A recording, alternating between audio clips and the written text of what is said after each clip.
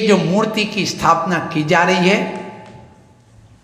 मूर्ति जो आपने 6 प्रकार की समझी है, इस 6 प्रकार की मूर्ति में हमारे जैन दर्शन में जो जिस प्रतिमा को हम पूजते, मूर्ति को पूजते, वो स्टैच्यू नहीं होता है।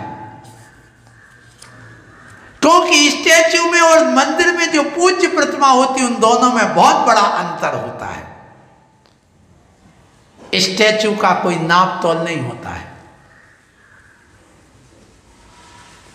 और स्टैच्यू की कोई प्रतिमा स्थापित नहीं की जाती है मंत्रोच्चारण आदि करके। उसमें वो प्राण प्रतिष्ठा नहीं की जाती, वो गुणों का आरोपण नहीं किया जाता है। जो गुण होना चाहिए उस जीव में, जो साक्षात अरहंत में जो जो गुण थे, 40 मूल गुण, 36 मूल गुण आचार्य में, वे बिना मंत्र शक्ति के स्टैच्यू होते हैं। उन गुणों के आरोपण के बिना करते हैं तो मूर्ति की प्राण प्रतिष्ठा की जाती है, स्टैच्यू की प्राण प्रतिष्ठा नहीं की जाती है। वो ला करके रख दिया जाता है। तो जब हम कोई एक लोहे का पिंड है, टुकड़ा है, मान लो वह टुकड़ा 1 इंच चौड़ा है और 6 इंच लंबा है और लगभग आधा इंच मोटा है, इतना एक लोहे का टुकड़ा है डॉक्टर साहब। और दूसरा टुकड़ा एक और है, उस टुकड़े को आपने एक चुंबक के ऊपर रख दिया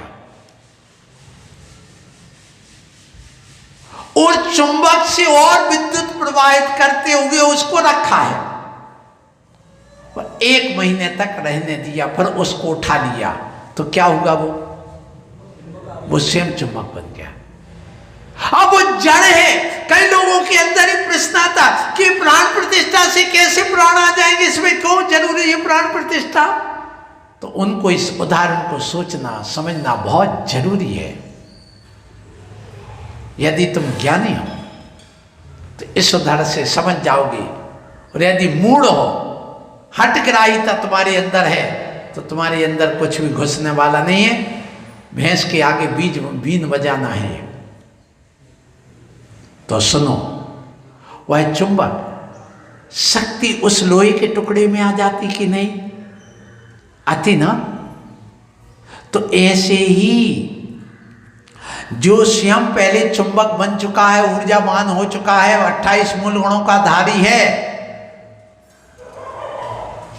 स्वयं रत्नत्रय का पालन कर रहा है, स्वयं वीतरागता लाया है, उसके माध्यम से जो प्रतिमा पर आरोपण करके प्रतिष्ठा की जाती है, उसमें वह शक्ति प्राण प्रतिष्ठा होती है।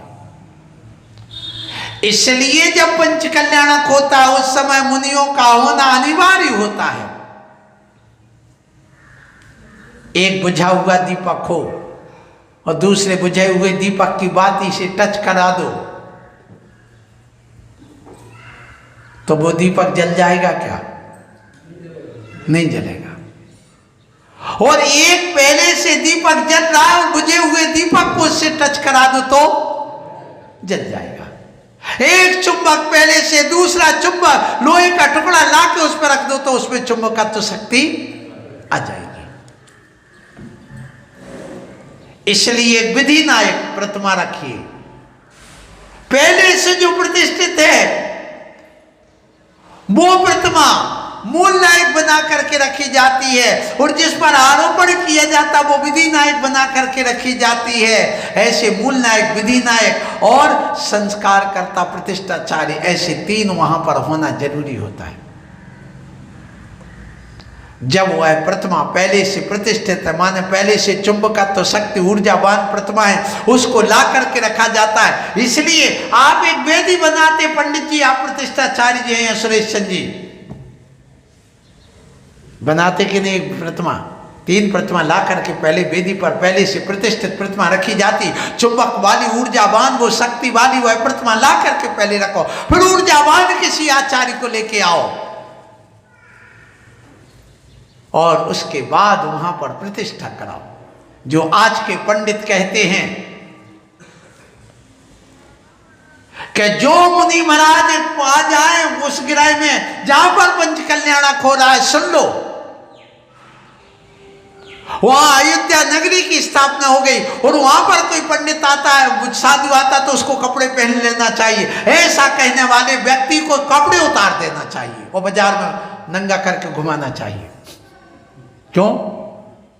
कौन जब वो कपड़े पहनाने की बात कर सकता है तो आप उतारने की बात कर दो। समझ में आ रही बात की नहीं?